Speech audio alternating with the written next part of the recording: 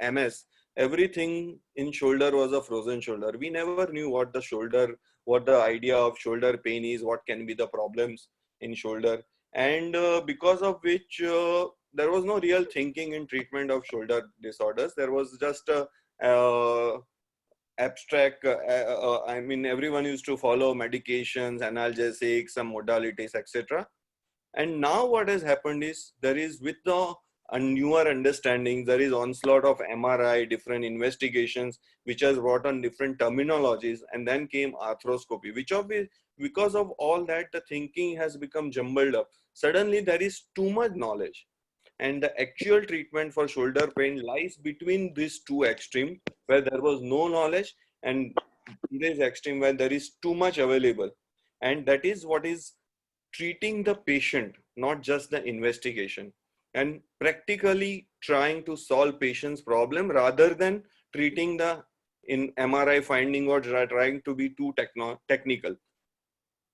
So there are two dilemmas we have. One is diagnostic dilemma as to what the patient has, and therapeutic dilemma as to what you can do to treat the patient.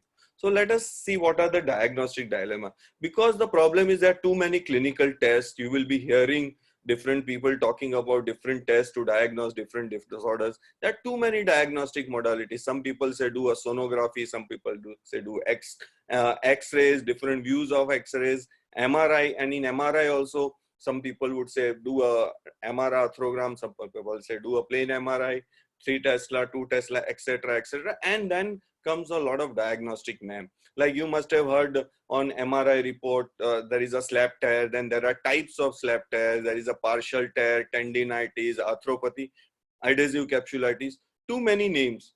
So one really wonders what exactly is the diagnosis.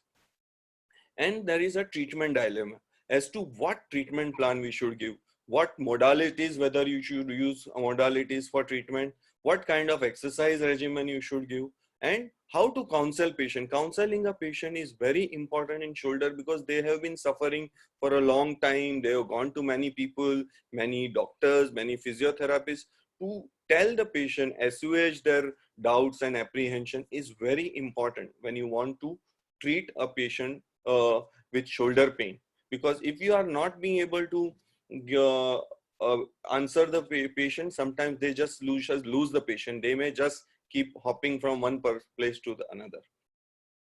So what are the important pearls we should understand? Do not treat anything without having at least some diagnosis in mind. There has to be something in your mind as to what you want to, what this patient has and how you want to treat it. Don't depend on anyone else's judgment. Don't depend on just an MRI report or a sonography report, or someone has written a prescription, do this, and just treat it blindly. Sometimes easier treatment options are most often very successful ones. You don't need to have a complicated treatment modality. You don't have to have a very your very complex structure of treatment. Simple treatment is very helpful sometimes. So let us simplify the diagnostic process. So when a patient comes to you, he doesn't come, you don't know whether, and says they have a shoulder pain. It is actually an arm pain. It is not a shoulder pain. You don't know whether the pain is coming from shoulder. So don't say it is a shoulder pain. Don't have a narrow view that yes, this is a shoulder pain, because an arm, shoulder is a site which is shared by many structures for pain. The pain can come from cervical spine. It can come from dorsal spine. It can come from thoracic outlet, and it can come from shoulder joint itself. So do not have a horse's view as, okay, when patient has arm pain, it has to be shoulder pain. You have to have a broader outlook as to the diagnosis. And remember, shoulder joint is not just a glenohumeral joint. This is a small video I have borrowed from someone. You can see that the rotator cuff, which holds the glenohumeral joint, then the deltoid elevates the arm, but that is only up to 90 degree. Beyond that, you need a rotation of the arm, you need elevation of scapula, rotation of the scapula. And when you are doing this, all the muscles, glenohumeral, rotator cuff, scapulothoracic, all these muscles are moving in tandem. And when you understand that this is how the work of shoulder is, it is easier for you to understand the patient's problem. So when the patient comes, simple, first listen to the patient. Ask the patient. Do not look at the repeat. Don't. Whenever I always have patients in my clinic who come and say, "Doctor, I have a shoulder pain. This is my MRI report." First thing I tell them, keep your reports away. Let me examine you. Let me ask you. So first ask where is the site of pain. Sometimes it is important if the patient has a pain in the neck of the neck, it's in the shoulder, between the shoulder blades. It may be coming from cervical spine. If it's a radicular pain, again, it's a cervical spine pain. If the patient points that there is a point tenderness here, usually it is acromioclavicular joint which is painful. If the pain is in front of the arm, sometimes the rotators, the frozen shoulder, the adhesive capsulitis, the pain starts in the rotator interval, and that can it can refer to the biceps. And outside of the arm is usually from rotator cuff or other shoulder pathologies. So site of pain is very important to have some idea as to where the pain is coming from. Second thing is history. Now, usually in a younger patient, there is a history of injury in patients with cuff tear and instabilities. However, not always all the cuff tears have injury. For example, degenerative cuff tear, the patient may not give any history of injury. History of night pains. A lot of shoulder patients will have night pains. Night pain indicates the severity of stiffness and the disease. It doesn't have any diagnostic pinpoint, but a patient who has night pain, that means the pain and the stiffness has progressed to a point where at rest patient is going to be uncomfortable. History of diabetes is important. Why? Number one, a lot of diabetics have frozen shoulder. However, diabetes doesn't always mean frozen shoulder. So if a patient says he or she has diabetes, doesn't mean you just label it as a frozen shoulder, because cuff tendinitis, cuff tear is very common in diabetes because they have the lack of blood supply at the end point, and that may result in cuff tear also. So do not have a blind eye. Diabetes means frozen shoulder. Always keep a possibility of cuff tear in mind. So there are certain clinical parameters you will understand. One is capsular stiffness, that is tightness. This you get in patients with primary frozen shoulder or anyone who has stiffness secondary to injury, or patients with reflex sympathetic dystrophy. Here is the place where the shoulder capsule shrinks, and this is a very distinct clinical entity. This you will find in primary frozen shoulder also. In patients who have long standing cuff tear, they also have shrunken capsule. So this is a clinical entity which you have to keep in mind. We'll come how to diagnose, come to it later on. Second clinical entity is cuff related pathology.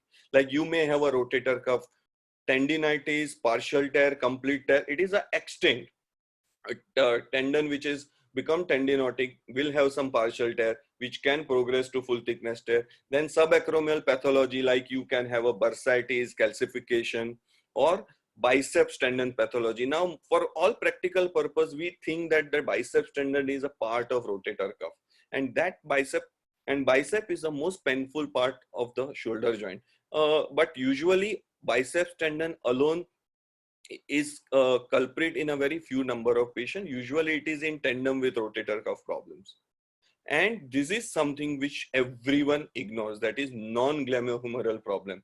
As I told you, your shoulder pain, arm pain can come from cervical spine. It can come from dorsal spine, from your weak back, weak hunch.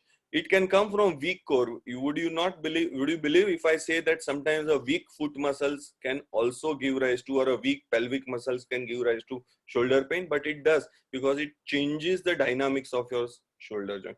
And of course, the scapula. This is something which we ignore, and this is what is at our peril, because if you ignore the scapula, you have ignored the shoulder, you will not get good results. So how do you go about, after learning that there is so much to diagnose? The diagnostic process is very simple. First, in examination, examine rotation. Your examination has to be gentle. It should not produce pain. The moment you produce pain, patient will be guarded. You will not be able to see the finer points for diagnosis. Whenever rotation is the key, first thing you check is the external rotation. If the patient has a restricted external rotation, that means this patient has a capsular stiffness, primary frozen shoulder. And a free external rotation means the patient doesn't have a primary frozen shoulder. It practically rules out. How do you see? just keep the elbow by the side of the body. See, this patient has only 30 degree of external rotation. This means the patient has a stiff rotator interval. This patient has capsular stiffness. These are important clinical entity you have to keep in mind. Whereas in patients who have cuff pathology or bicep pathology, they will have painful internal rotation. Their external rotation will be free. Why? Because there is a posterior capsular tightness, and that is why whenever you test the internal rotation, patient will have pain. Whereas the external, see, this patient has an painful and restricted internal rotation, whereas external rotation is free. Second thing you look is forward elevation. Always when you check for forward elevation or rotation, let the patient lie down so that you can get a, because that will fix the scapula and you will get a better idea. So if the patient has a restricted forward elevation with a firm endpoint, this patient, it means that there is a capsular stiffness, capsular contracture, like in primary frozen shoulder. You can see this patient, it is not painless, but it is a firm, it's not a painful, but firm endpoint. Here it stops, it doesn't go beyond. Whereas in a patient who has a cuff related or subacromial pathology, this is what we call impingement. The forward elevation will be painful, but you will always be able to fully elevate it. It will be painful. It is the impingement happening, and that, but they will always be able to elevate it fully. So this is in cuff pathology. And then you must know some test to diagnose the strength of rotator cuff. It need not be complicated. You do not have to dwell into thousands of tests which are available on net or people tell you. Simple tests like this, simple, hold the scapula. This is a Jobs test. This is for supraspinatus. For infraspinatus, keep your shoulder at elbow at the side of the body and ask the patient to externally rotate with force, and a simple lift off test of subscapularis. These are simple tests, very effective in knowing whether your patient has problem in rotator cuff. In a patient who has tendinitis or partial tear, this test will be painful, but there will be some strength. Whereas in patients who has complete tear, he'll have gross weakness of shoulder. So a painful Jobs test, a painful supraspinatus test with reasonable strength, you know that this is either a tendinitis or partial tear or impingement, milder form. Whereas in patients who have full thickness cuff tear, they will have weak abduction, but pain will be less than in patients with partial tear. So these are the useful things to know the status of rotator cuff. Now you will say this is so simple, but you get patients who have so much pain that you don't know whether it is this or that. So I will come to that later on. And one more test, which is for biceps. It is a simple test like you do the supraspinatus test, Jobs test. This patient has no pain on Jobs test, but the moment you supinate the forearm and do, this is painful. The elbow has to be straight. Just ask the patient to supinate, and this is painful. This is a classical sign of painful biceps. So simple test, you see forward elevation, you see external rotation, you see cuff test, and you see biceps test. And do not forget scapula. Always look at the scapula. Always take the patient's cloth out and see. Most of your problems, you will find the source in scapula. Look at this scapula, reasonably good strength, strong man, not bad signs for rotator cuff. He has a protracted, tilted scapula. Now, why scapula is important? We'll come to it later. It is the most unexamined structure. Remember how many patients you have examined scapula. A lot of people will understand that they will never examine scapula. Not only, even surgeons, they don't examine scapula. You can see there are different kinds of scapular weakness. What happens is a dyskinetic and weak scapula is the root cause of a lot of cervical spine and shoulder problem. A weak scapula can overstrain cervical spine, it can overstrain shoulder, and in fact, there are a lot of patients who you see of tennis elbow will have weak shoulder scapula, and because of which the whole of load while playing, while doing anything goes on the outer aspect of the elbow, and that is why never ignore scapula. And one more test which will helpful, do any this, for example, this patient has a painful bicep strain. He will have, don't never do it so hard. I just wanted to show, that's why. This patient has a painful biceps test. He has a painful Jobs test. He has a pain. You can see that when I'm doing a Jobs test, he cannot do it fully. Now what I do, I hold his scapula with the hand. He's not only his pain improves, his strength also improves. So this is a scapular stabilization. In this such patients, if you train the scapula well, it will take care of a lot of pain in the shoulder. And always examine the whole kinetic chain. You will there are a lot of patients you will see who are reasonably fit, who are fine, who come with non-specific shoulder pain. And if you see this patient, he has a weak right sided scapula. You can see he has a hyperlordotic spine. These patients will have a weak gait also. If you do a single leg stance, or if you see their foot, they will have foot weakness. So this, as a physiotherapist, you should never ever leave any patients which are without seeing the whole kinetic chain. If you miss the kinetic chain, you will definitely miss the source of pain, and you will keep wondering, even despite the best of the exercise program, the patient is not improving. You can see this patient. I'll come to the case in point. So why scapula is important? For example, this patient, when you see, when the shoulder is abducting, if the scapula is weak, there will be impingement. There will be impingement between the cuff and the acromion process. And if the patient's acromion is tilted, it is bad. Like in this, if it's type 2 or type 3, it will create more impingement. So for no fault of rotator cuff, it gets the blame, and that is why you must examine the scapula well. Look at this patient, this simple video which I have had. This patient, there is a flat foot, there is a genu valgum, there is a weak pelvis, and you can see that what is happening is the shoulder is tilting down. This is what is causing the problem, and that is why this is the reason in any shoulder pain, always make an habit to examine all the structures right from bottom to the top of the kinetic chain. Case in point, this is a 40-year-old male that he had come to me. He had neck pain, referred to left arm, not relieved with analgesics, steroids, modalities. X-rays was done, MRI was done, which showed degenerative disc disease of spine. All the visited spine surgeon. Look at this patient's back. You can see there is a tilted scapula, weak scapula. See this, look at, and when you do the strength test, you can see the scapula is bulging out. It is bulging out because it is weak, and this is the cause of his pain. If you treat this, he will be fine, and that's what happened.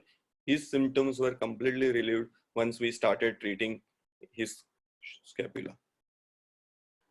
After so much investigation, so in clinical examination, number 1, rotation, number 2, forward elevation, number 3, rotator cuff, number 4, scapula, and number 5 is your weak kinetic chain. And when you examine this 5, there is a very rare chance that you will miss a diagnosis. Then investigation will be just a formality. Usually investigations in shoulder have a very limited role. So X-rays are important when there is a calcification. I'm going to come to the acute pain of calcification later on. There is arthritis. You can see arthritis only on X-ray. And of course, rotator cuff arthropathy, where there is a tear in entire rotator cuff, the shoulder moves up and there is a problem.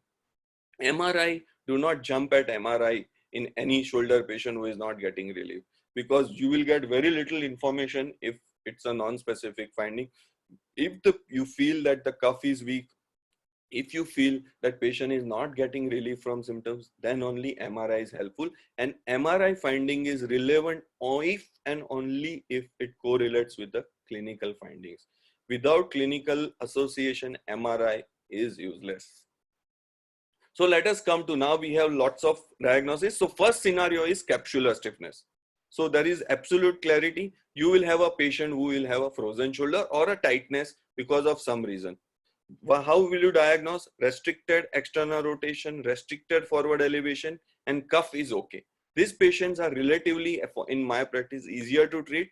Second clinical scenario is cuff related problem. You will have a painful impingement Jobs test, which I showed you. You will have either a painful or weak cuff, or a biceps problem where you will feel painful biceps. And third is non-glomerular problem. Like I said, scapular dyskinesia, weak core, and cervical spine problem. So you have these three distinct clinical patterns which you need to treat. Any patient, but it is not that one patient will have only one clinical scenario and not the other. Usually they overlap. These clinical findings can always overlap. For example, a patient with a long-standing cuff pathology will have capsular stiffness, a frozen shoulder, or a patient with a frozen shoulder, like in diabetes, will have rotator cuff problem. A patient who has cervical pain may also have shoulder problem, and a patient with shoulder pain will also have a cervical pain. So these three distinct clinical findings can overlap. It is your job to find out which of the either one, two, or three, which of the findings fit into your patient, and that is what you have to treat. So let us come to your role of a physiotherapy. I would consider that a physiotherapist has a prime role. So when you have prime role, you have a responsibility for correct diagnostics, and you have a responsibility for a correctly directed rehab. In my clinical practice, my shoulder pains are unhappy, patients are unhappy if my physiotherapist is on leave. Why? Because what attention you can give to patient in your treatment, a surgeon can only diagnose, they cannot give. So number one, your role is prime, provided you treat the patient responsibility. So first focus of treatment has to be capsular stiffness or capsular tightness. A shoulder which doesn't move is useless. What is the use of having diagnosed rotator cuff tear when the patient has a stiff shoulder? The rotator cuff is not going to be of any functional use. So first treatment has to be remove the capsular stiffness, and it is the main cause of pain. So you need to start capsular stretches, but it has to be reasonably non-painful. Mild pain is okay, but if the patient has significant pain, that means the patient is going to go away, it will not come back to you. Second thing, your treatment will not work. Second, frequency is important. A lot of times what happens is patient goes to a physio, they do the exercise and then they forget about it till the next session. A capsule will not get stretched if it is not stretched frequently throughout the day. Probably 5 to 6. So your exercises has to be home based or workplace based, because most of the patients you get are not retired patients and the ones who are working. So if they cannot do these exercises at workplace, they are useless. They will not get a desired result, and that is why your program has to be simple, not complicated. Very simple. You have to stretch different segments, like a rotator interval you have to stretch, that can occur with the external rotation stretch. You have to stretch the inferior capsule, that is with the forward elevation stretch, and with the pendulum exercises you can do fine. So what in our practice, of course you guys know all the exercises, but what I practice, we just practice a very simple exercise. This is what we stretch out. This is the forward elevation, which stretches out the inferior capsule and the anterior capsule to an extent. Then this pendulum exercise, they help stretching the whole joint, but it has to be lying down or it has to be bending down. I will come. And again, you see all these exercises have to be either lying down or gravity aided. The moment you do any exercise which is standing, patient will have impingement pain and the patient will not be compliant. In fact, you will be increasing pain. This is external rotation stretch. This is very important. Why? Because when you rotator interval is the beginning starting point in a frozen shoulder. If you do not stretch a rotator interval capsule, that means your patient will not have relief. The moment the patient starts having rotator interval good stretching, suddenly you will realize their pain reduces, the movements improve much faster. Avoid what to avoid now? Any extreme heat modality, please avoid, because it aggravates inflammation, it aggravates pain. I have so many patients who come to me and say that they were going to the physiotherapist for 10 days, they were taking the light, and now the pain is unbearable. So please do not use any extreme heat modalities. Second thing, avoid any exercise which is against acromion, against gravity. When you elevate your shoulder, you are going to have impingement. An already painful shoulder, you are creating impingement, it is going to aggravate pain. So do not use any exercise like pulley where you are going to increase the pain. Instead, do it lying down or bending forwards, gravity aided exercises. So most of the patients, when you do this capsular stretches, gradually their pain will reduce, their movements will improve, And this patients, if it's just a primary frozen shoulder, in most of the times they go home happy. They get regain a lot of their movements back, their activities of daily living, everything improves, and they are happy patients. Now let us come to a cuff related clinical scenario.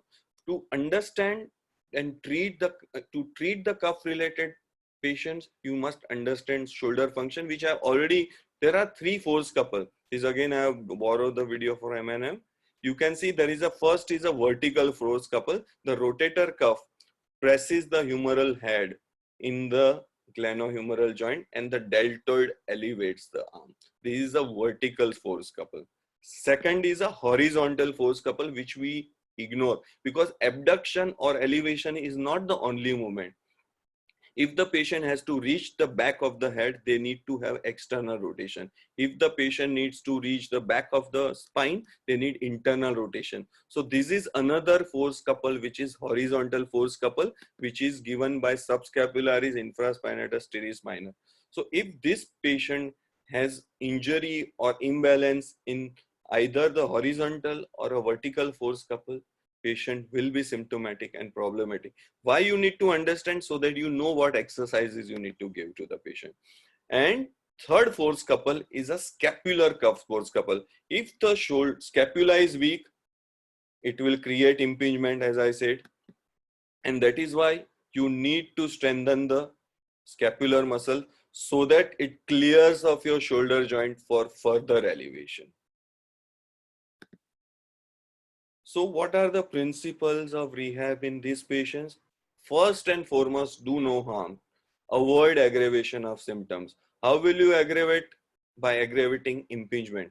Avoid overactivation of deltoid. Sometimes there is a tendency for activating deltoid. Now, when you are activating deltoid, you are elevating the shoulder, you are creating impingement.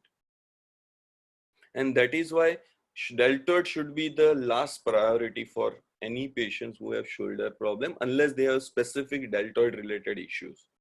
First, concentrate on rotator cuff and scapula. Second, avoid overhead exercises. I have already mentioned why you should avoid overhead exercises, and avoid focus on single muscle. You do not, as I told you, the shoulder works as a coordinated balance organ. It is not just a there are many patients we will see who have torn rotator cuff but no symptoms. See this lady, she, look at her function. Fantastic, full abduction, painless. Can you imagine this lady has a torn and retracted supraspinatus with a torn biceps. This patient had come to me with mild pain which was related to biceps, and she had no functional problem. This is what you should understand, that because why? Because her infraspinatus, subscapularis and all, they are so well balanced that the function of supraspinatus is already compensated. And that is why you should aim for a coordinated movement rather than strength in movement. Now, so as I told you, first important is, I would give a direction is cuff and scapular, because if the scapula is stable, your cuff, you will automatically remove impingement, reduce the impingement, if not remove. Then cuff muscles and the scapula and core muscles. If your core muscles are weak, if your spine is tilted, your scapula is going to become tilted and it is going to create more impingement. So while you are working on shoulder, simultaneously always work to strengthen the dorsal spine, the pelvic muscles, the anti-gravity muscles, and the foot intrinsic muscle. And this is what will give you better and faster result. And especially if you get sports individual, young, healthy, active males or female who are into sports, your foot training, your intrinsic core training is very important. If you don't do that, they will never be able to go back. Their pain may reduce, but they will never be able to go back to their sports. And that is the reason, if you want to improve their sports function, if you want to improve their shoulder function, you have to improve their base, their core, that pillar of the body. And unless and until you do that, they will again come back to you with the shoulder pain the moment they start activities.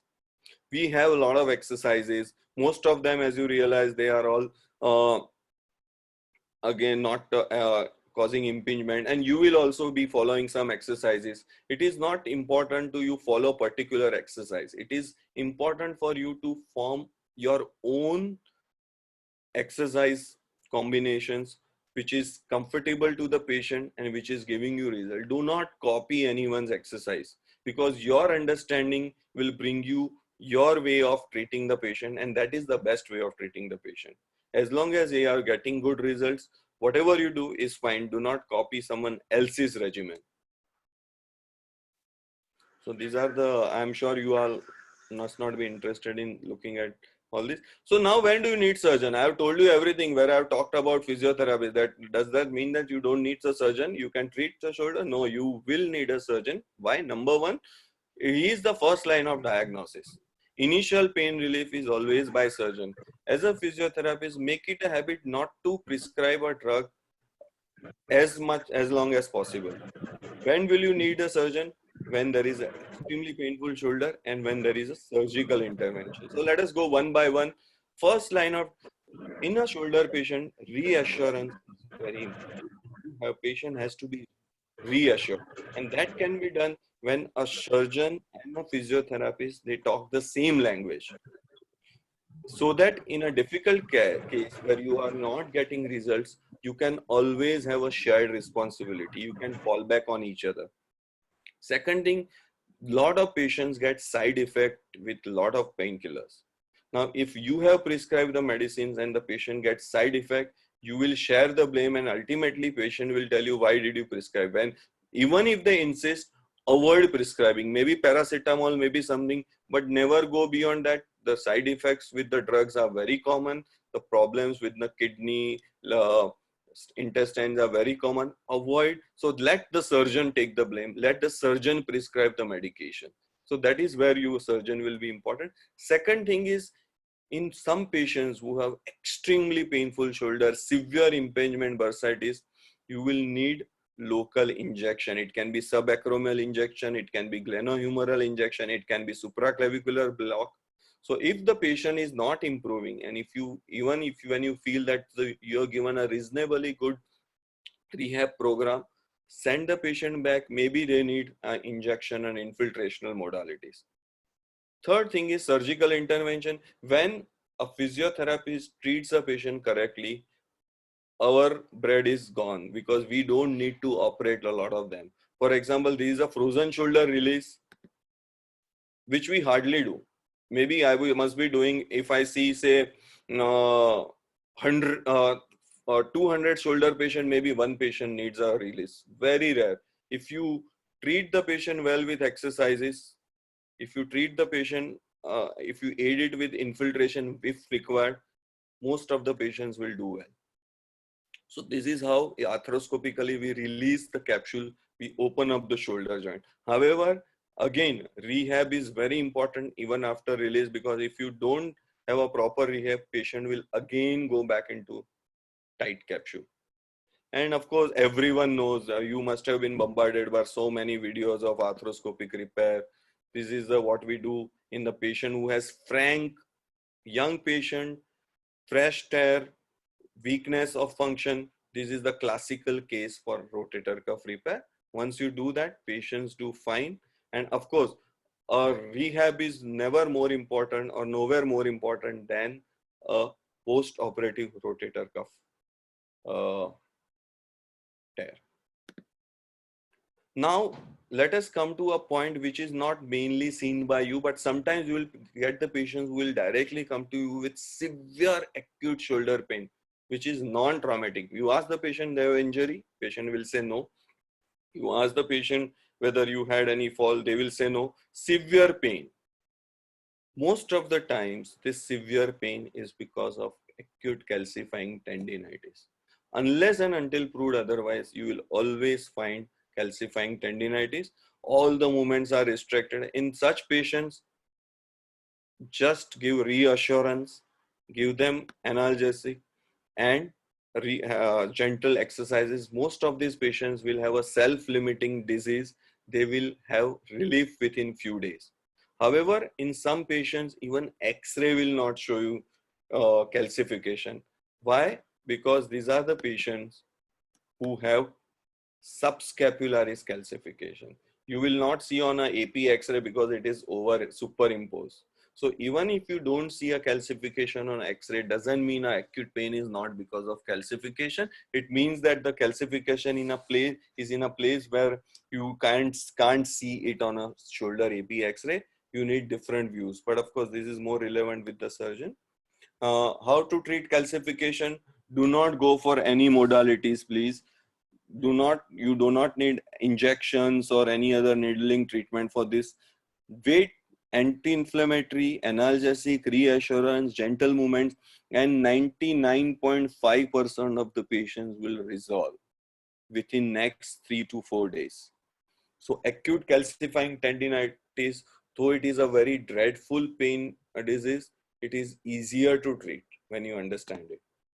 So in summary, number one, shoulder joint is not just a glenohumeral joint. Remember, shoulder pain is not just a glenohumeral pain. It is a pain which is can come from a lot of places. Most of the treatment decisions must be based on clinical presentation and not the radiological findings. A logic and a scientific based approach is very important. You must understand that you need to understand the disease, you need to understand the anatomy to treat it, and when you do it, you will get a very successful results. And this ends my topic of today, and I would like to invite questions for this. If at all you have any questions, or if you feel anything that I have missed out, please ask me.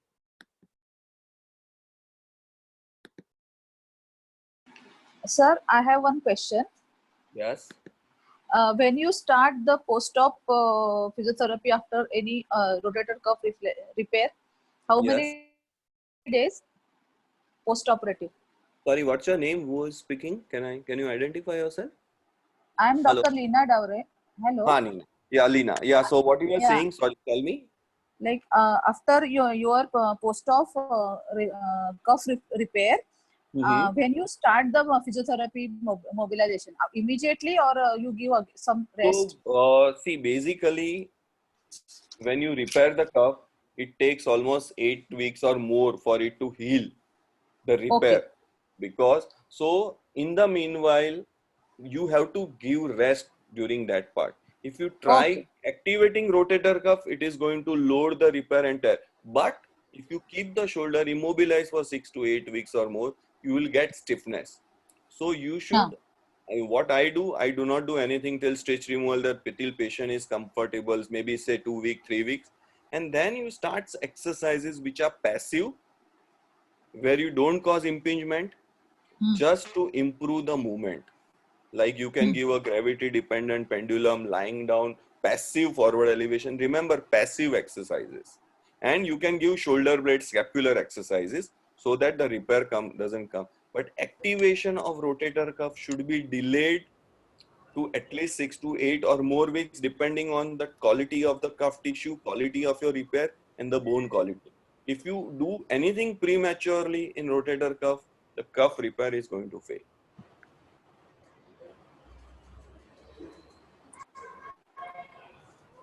Okay. Thank you, sir. Yeah. Yeah. Any other questions? Anything? Hello. Yes. Good evening, sir. This is Dr. Kathy Gandhi. Yeah. I have seen the calcification patients, like 3 to 4 patients. Is the calcification like does it happen in one shoulder, so it is bound to happen in the other as well? Not really. Not really. Calcification, number one, patient will ask you that whether I am eating too much calcium. Yeah. Calcifying tendinitis has nothing to do with your body calcium. It has nothing to do with anything else. It's not necessary that it will come in the other shoulder. Most of the times, calcification is there subclinical, not patient is not even aware of. It is only Yeah. when the calcification, which is chalk-like, which becomes liquefied and it starts bursting, the pain starts. And once it bursts, it liquefies, the calcification also disappears, the pain also disappears. So if you take these patients X-ray after say 3-4 weeks, you will not see any calcification. Of course, if it's an extra large calcification, and the symptoms will remain if the patient has such a huge calcification that they have developed a rotator cuff tear. Otherwise, Okay. in other patients who have just calcification, acute pain, that is going to go away. And no, it is not a bilateral thing. It can be on the other side, but it is not a necessary thing. Okay, so it must be lying there since long and it result in the tear or something. So it has to be done with a surgical repair or it No, can no, be as done I like, told you, very rarely you will have a chronic calcifying painful tendinitis. Surgical treatment is mandatory only if the patient has a persistent pain, the calcification has not disappeared, and it has lead to rotator cuff symptoms like okay. impingement, like cuff weakness. Then it has to be dealt with surgically. Because I have seen such patient and like treated for 15 days or so, and we cannot prescribe any exercises because the pain is so much that Exactly. they So cannot move the probably joint. because you have intervened, you have pain. Do not intervene. Wait for 5-7 days. Analgesic. Just what give them exercise what they can do, like John pendulum, Cape simple summit non-painful exercise, हाँ and these patients will always बंगले थे अलग करन जे office थे अलग जाकर ना उनके ना खबर so in my आपको किधर जाना था clinical mummy I am very, a patient comes with an acute shoulder pain. I know that patient is going to be very happy with me after 3-4 days because I know that the pain is going to go away. I do not send him anywhere. Even if we have an in-house rehab center, I just tell them to do a simple pendulum exercises, warm water or ice, rest, analgesic, and this patient is going to come back with significant reduction in pain after a few days, maybe 3 days, 5 days or so, and then you need to start on some rotator cuff rehab. Hello, sir. Good evening, Yes. sir. Vikas here from Surat, sir. Sir, Yes. something tell about, sir, pararebral cyst, sir. Very rarely seen pararebral cyst patient. Yeah. थोड़ा उसके बारे में So थोड़ा explain parallel करेंगे, cyst, sir? when do you see? It's an MRI finding, right? It's an MRI finding. How does paralabral cyst occur? When there is a injury to the biceps anchor, which is superior labral slab. How? When it is relevant, when it is symptomatic, when the cyst is huge and it is compressing on the suprascapular nerve, it is causing you Okay. in symptoms of pain, weakness, then it is clinically relevant. Just a mere finding of a paralabral cyst in a shoulder patient doesn't mean it needs to be treated. That's why I say that clinically, if the patient is asymptomatic, clinically, if the patient is easily treated with rehab and conservative treatment, you don't need to surgically intervene in all paralabral cysts because you don't know since how long it is lying there. It may be there for a very long time. Okay. मतलब sir, if it is continue for long, pain and weakness दोनों लंबे समय तक रहता है तो then only it required Yes, decompression, if the isn't? pain and weakness are there, if the clinical, as I told you again, if the clinical picture correlates with the radiological findings, then only do it. That is why I always make it a habit not to look at the investigation at all unless you have formed some Okay. sort of clinical idea. The moment you look at the investigation, it's a very tempting thing. Patient removes the report and tells the doctor, look at this report. And then your mind is biased. Then you feel, oh, this may be the problem. Then you will not be have an independent, neutral clinical opinion. Okay. Thank you, sir. So again, this thing. Got some questions from chat. Yes, tell Hello? me. Yeah, There yeah. is some chat. Rachna wants to ask us that can we give grade 1 or 2 mobilization and cold compression? Can we help her? For what? Which case? In general, she is asking. Rachna, can you hear me now? Let her, is she there? Let her ask what Rachna, exactly her question is. you can.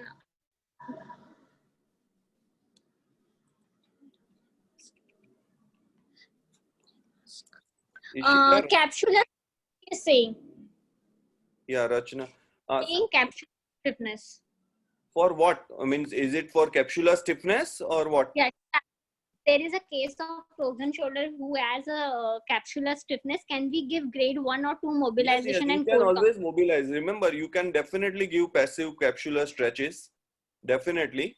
And but remember one thing: if your stretches are right, patient will not have increase in pain. Important thing is that patient's pain should not aggravate in a reasonable. Now, when the patient comes with severe pain, initial exercise is always going to be very painful, but it should not aggravate to an extent that patient becomes guarded, rigid, and you are not able to treat. So always, yes, you can give, but in a very gentle way, like you have said, grade 1 and 2, you can definitely give. Sir, I have one query. Mhm. Actually, I'm working in Sion Hospital, Mhm. and this is not about the adult case. This is I'm presently treating one pediatric surgery case. This Mhm. child is around 11-year-old. Mhm. She is from a low socioeconomic background, Mhm. and she was having some abscess in her axilla. Mhm. So the pediatric surgeons have operated her, and Mhm. now it was since long time because of this COVID and all. The parents there was delay in the treatment. Mhm. So now they came only with the stiff shoulder because the Mhm. child was at home because of this COVID problem. And Mhm. now they operated her, and Mhm. the abscess drainage is done. Now the Mhm. shoulder is become weak, stiff. It is very stiff, and the scapular is also stiff. So So now this should I? patient. Mhm. Yeah. Yeah, yeah. Now Say, say. Tell me. Tell me. should I work on the scapula first? And like I'm confused now. Whether So should now, I work on? Huh? so You can number talk. one, patient has a capsular stiffness, right? Yeah. So you have to work on the capsular stiffness. Number one. Okay. Yeah. Okay, passive stretching. Along Huh. with it, start scapular strengthening also. But I would Yeah. warn you, if the patient has an axillary abscess, just be Huh. sure that their axillary nerve was not involved and the patient doesn't have a deltoid weakness. Okay. So Okay. you Actually, check passive movements. If the passive movements are restricted, patient has a capsular stiffness, you need to stretch out. So with that okay. stretching, involve the scapular strengthening also, but do not involve abduction in any movement. But also try and find out if the patient doesn't have a axillary or deltoid weakness, because if patient had an axillary weakness, they may have a transient deltoid palsy. Don't miss that. Okay. And sir, when to start abduction then for her shoulder So once the abduction? patient becomes reasonably comfortable with that, once you know that the patient's active elevation is improved, you can then start this active abduction. So first let the movements come back. If the most of the movements have come back in shoulder, like external rotation, passive elevation, okay, and then if you feel that patient is being able to do reasonably good active elevation with that, then you start treatment, and which is non-painful, then you can start activation of rotator cuff and other muscles. So first see that the Hetal, stiffness. Yes. Thank so you, can sir. we question? Yes. Okay, so there is one question for you, that the patient with diabetes, why they are more prone for the frozen shoulder? Because they have this fibroplasia, the fibrous tissue disorders, and that is why the patients with diabetes will have fibrous hyperplasia. That's why they have frozen shoulder, they have trigger finger because of the thickening of the nodule thickening.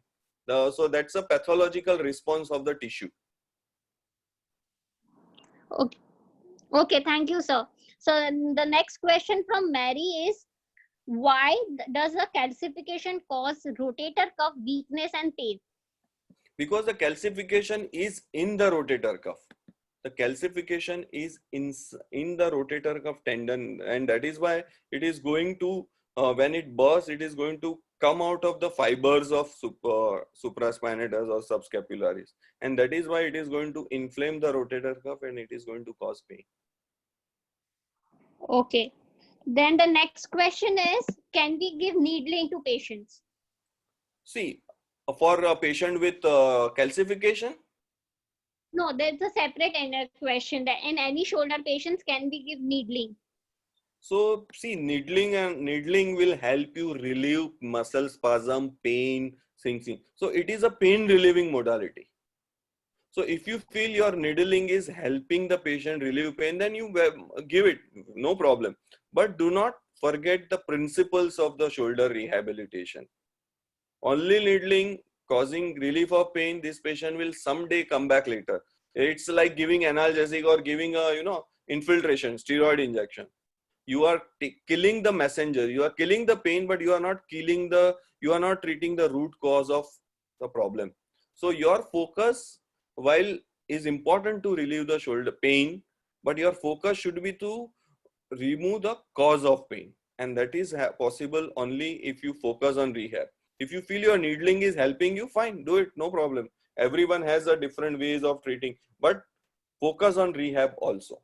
That is more important.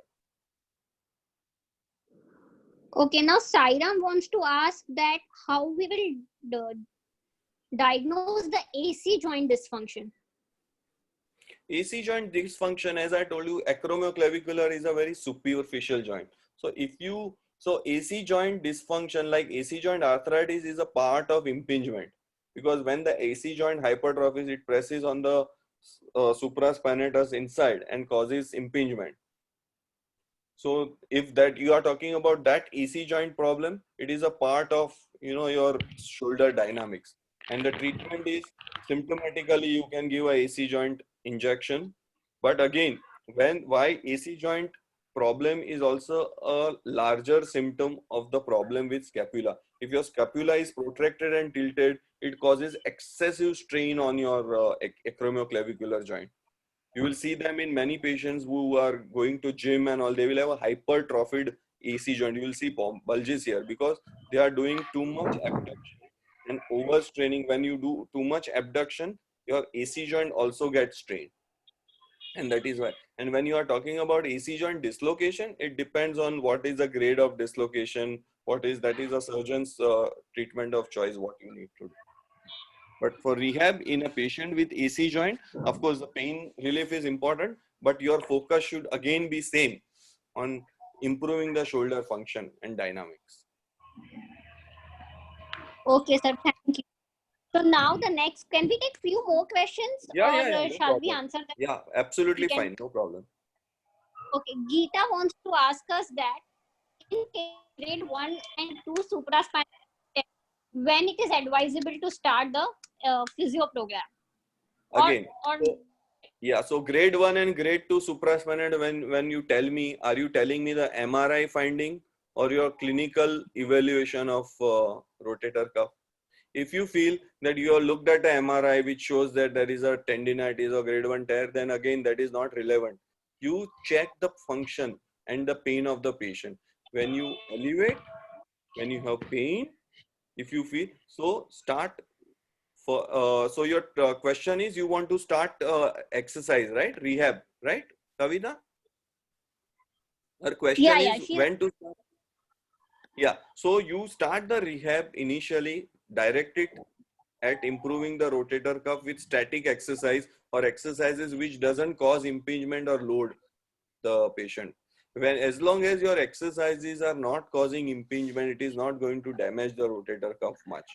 And if the supraspinatus has a problem, try to develop the rotational coordination, the horizontal force couple, that is subscapularis and infraspinatus. If you teach the subscapula and infraspinatus to work properly and abduct, the rotator cuff, the supraspinatus will get its enough rest and shielding from pain and impingement.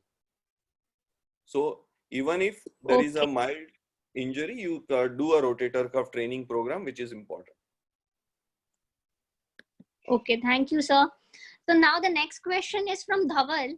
He wants to know that how long it will take to recover from the axillary nerve injury after a dislocation. So injury, axillary, if it's a neuropraxia, it can take for weakness to, you can take 6 months, 8 months, maybe 1 year, depending on how bad is the injury.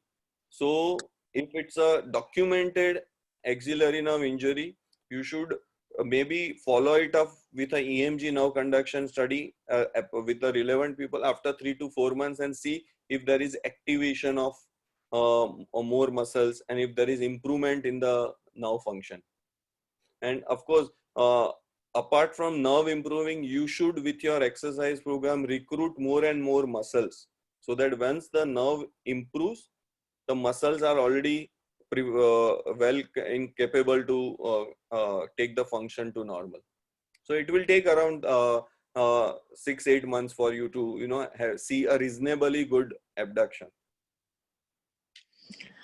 Okay, thank you, sir. The next question is from Priyanka. She wants to know that in case of the overlapping situation, stiffness and impingement, what should be the priority? Stretching Always, or a stiffness has to be priority. If you capsule is stiff, the moment you try to abduct, it will impinge.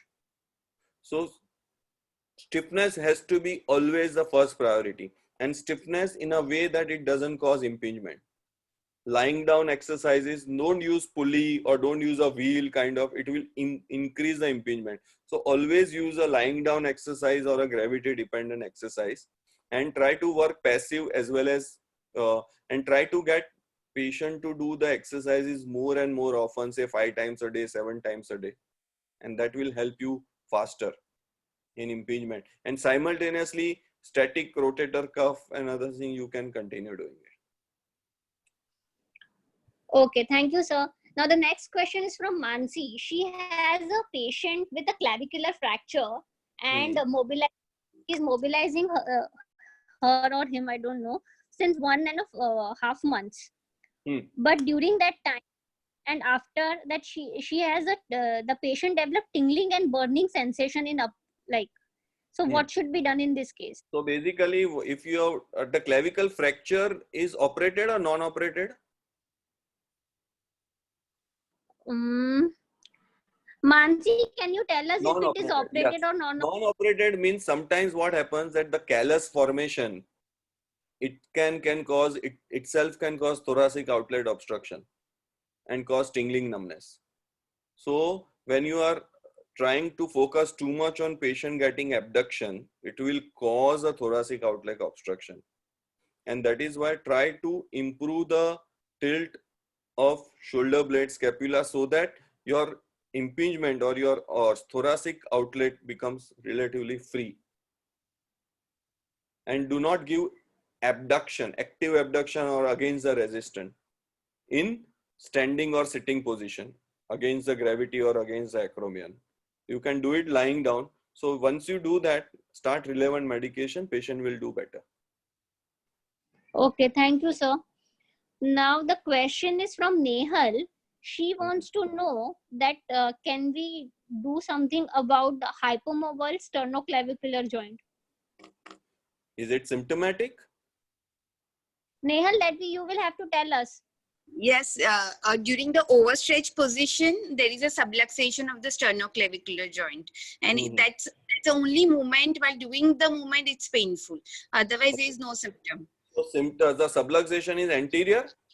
Yeah, it's a sliding down. Sliding down. Downward movement. Does it give neurovascular symptoms, like do you feel that the nerve pulse is obstructing and anything? No, sir. So then I think leave it alone. Otherwise, you do a sternoclavicle reconstruction. As you know, sternoclavicular joint is at a very precarious. Just behind them are all the major blood vessels, nerves, and all. It's a very risky. So clinically, just treat conservative treatment is the only thing. Avoid the movements which is causing subluxation. That's all. Okay, sir. Thank you, sir. Next question is from Yamini. She is asking that patients, those who are given pain relieving injections, when should the physiotherapy rehab can be started? Sorry, come again. I was just looking at the like question. after giving the we give injections, no, for relieving pain. After that, then we can start physio. Start now, second, third day injection. The moment the injection is acted and the patient is pain free, start it. There is no need to wait. Okay, now she's asking us then if it's patient gets after taking the injection, what is that line of If the treatment? patient will have pain for few days after injections, severe pain. So once the patient is reasonably comfortable, start the. It will take 3-4 days, maybe 5 maximum. Start as early as possible. Okay, in case patient restarts the pain after some months, then what to do? So then you need to find out what is the reason for pain. That either the injection has not been given properly, or your diagnosis is inappropriate, or your rehab is inappropriate. Work on those principles. Stretch out the capsule, improve the strength of shoulder dynamics, and I think most of the times it will, unless if it is a very stiff capsule, very stiff shoulder, then rarely you need a release of shoulder. But I am sure if she re-evaluates the patient again in these terms, what I have said, she'll find a way to treat this patient without increasing pain. Okay, thank you, sir. Now today's last question. Archana wants to know if there There is is a one biceps Mary tendonitis. who has asked, is wax indicated in frozen shoulder? If it's a heat, avoid anything which is heat in frozen shoulder. If you feel in one off patient, patient is comfortable. But again, when you give these modalities, you have to call the patients every day, do that, avoid doing it. So your patient's focus from exercise goes away. So in a frozen shoulder, always the focus has to be on exercise. You are saying Archana, right? What is he saying? Yeah, last question. She is If asking us if there is a biceps tendonitis with winging of scapula, how can we go for strengthening program? So start strengthening scapula. Biceps will be painful when you elevate the shoulder, when there is impingement. Like in impingement test, a rotator cuffs, anterior supraspinatus, biceps, they are together. So biceps tendinitis occurs when there is impingement. So start strengthening the scapula, start strengthening so that the tilt of scapula, your wing is reduced. The moment you do that, slowly the tendinitis will come down. Tendinitis is more of a symptom. It is a effect rather than cause. So continue treating winging of scapula. You will get a good relief from biceps tendinitis. Biceps tendinitis should not stop you from starting a strengthening program.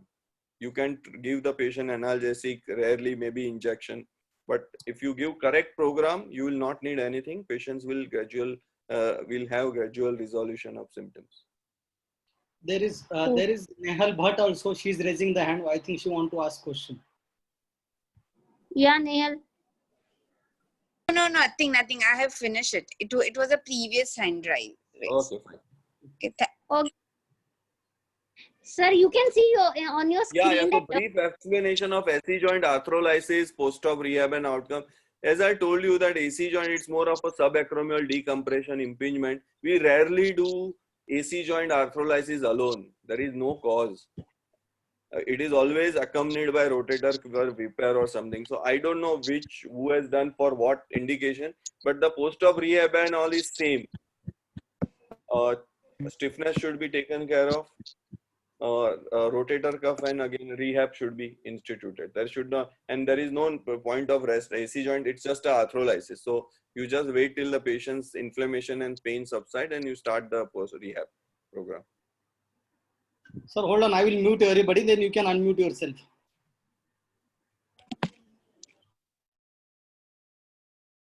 So next question is laser? Who does laser?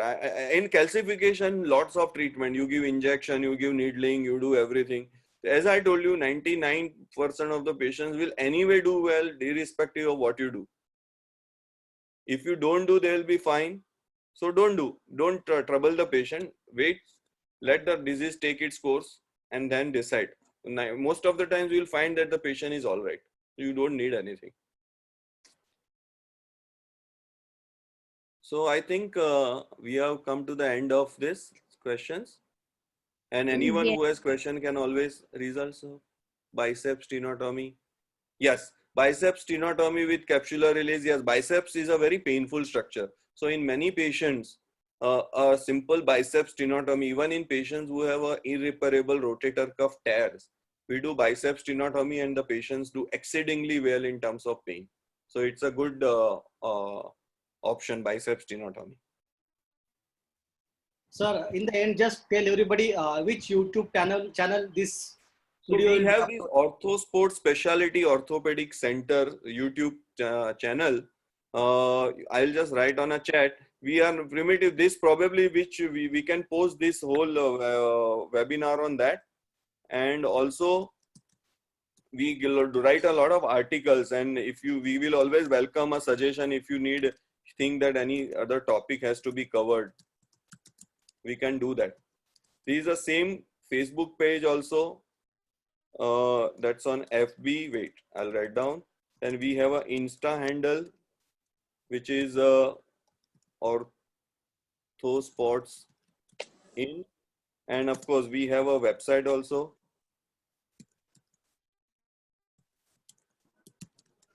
And of course, if you YouTube channel will be as for Ortho Sports Specialty Orthopedic Center. So you can ask any question and whatever, whenever you feel is necessary, and we will subsequently put this, upload it on our YouTube channel, this talk. Okay, thank you, sir, for such an excellent webinar and Thank knowledge you you for shared listening with to me, us. and I hope this was helpful. It was absolutely very helpful and intensive for us. Thank you very much. Okay. Bye-bye. Bye everyone. Thank you, Bye, Dr. sir. Gajanan sir, for making efforts, and Kavita for organizing this. I am sure a lot of people will get help, and you should continue doing this often for your fraternity. Okay, People, surely. if you want any other topic, Hetal sir, to take in future, you can say that in chat. So we'll Yeah, request. you can always kind of give suggestions if anyone needs anything which needs to be covered where there is a kind of confusion. Sure, sir. Once again, thank you very much. Also, we can take this knee topic, OA, ligament. Yes, definitely. I've already shared the link. Someone has asked Vidhi to share the links. I think I've already shared the link. If you If see some the chat, specific topic, we can take it ahead. You can give us suggestion if something suggestions, you can write to us directly. Hey, Kavita, you can give your number or whatever. Hetal sir, I think your link shared is gone somebody to privately. Just when you are typing. Okay, I'll write it again. I think it's privately come to you, I think, only. So put it there, everyone. You can, whenever you're chatting, you can go on the icon and say everyone, where the name is written whenever you're chatting. Everyone. Okay, fine. Everyone. Now I am putting it. Okay. I'm just writing. Okay.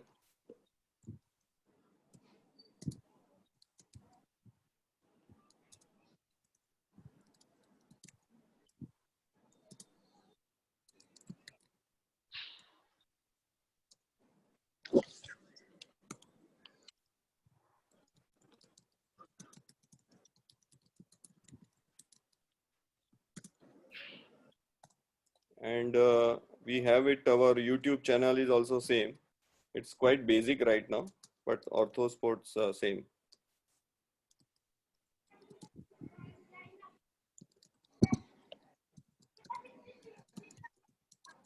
And you can always ask us.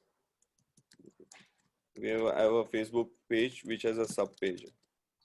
So next time we'll go YouTube live instead of Zoom, because there are a lot of people couldn't join in today's meeting. Yes, I agree. So let us do that next time. We'll go do it a YouTube live. Okay, sir. Thank you. Thank you. Thank you very much. Thank you, sir. We are closing the meeting. Thank you everyone for joining. Bye-bye. Bye-bye, sir. Good night, everyone. Good night.